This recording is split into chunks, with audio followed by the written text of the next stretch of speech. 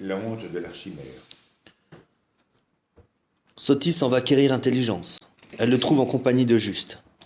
Ce à quoi nous aspirons le plus est précisément ce qui nous échappe le plus.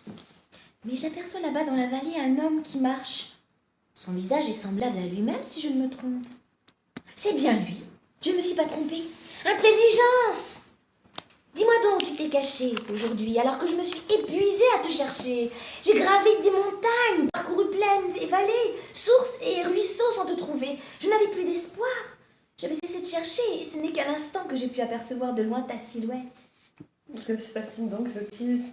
Pourquoi et depuis quand me cherches-tu? Que me veux-tu? J'ai des nouvelles. Un prodige, des merveilles, une chose qui va faire tinter les oreilles de ce qui l'entendra. De qui l'entendra. Je n'y aurais pas cru si mes yeux ne l'avaient vu. Que s'est-il passé? Dis, raconte. Ah, ma tête me tourne, je suis encore sous le choc. Intelligence. Et j'ignore encore si mes yeux ont vu ou bien si j'ai rêvé. Mais que s'est-il donc passé? Dis-moi, raconte. Que puis-je vous dire? Vanité a été disqualifiée comme gendre du peuple. Juste. Qu'est-ce là? Sotis, es-tu venu pour te moquer de moi? Non, je ne me joue pas de toi. Vanité a bien été renvoyée devant moi. J'ai été saisie d'émoi. Comment? Comment est-ce arrivé? Parle. Mon Dieu, que se passe-t-il? J'ai bien vu que Vanité a été renvoyée de sa fonction avec fracas. Qu'on renvoyait Vanité avec fracas. Et qu'ils sont tous allés au lieu de justice. Je ne sais pas dans quel dessein ou ce qui adviendra finalement de tout cela. Mais qui a invoqué tout cela?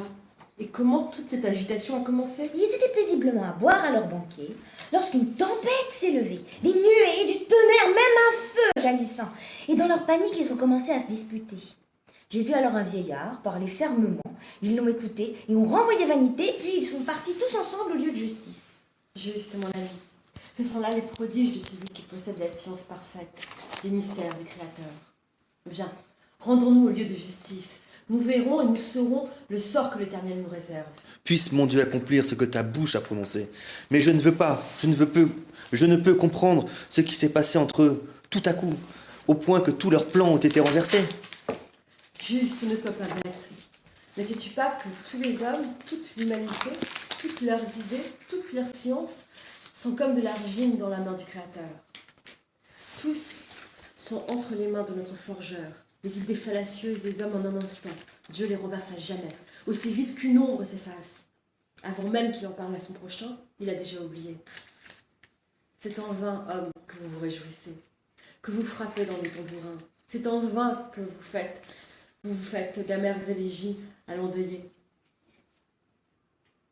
Que ne comprenez-vous? Que les pensées de l'homme, son deuil ou son allégresse, son courage ou sa peur, les uns comme les autres, ne sont que vanité.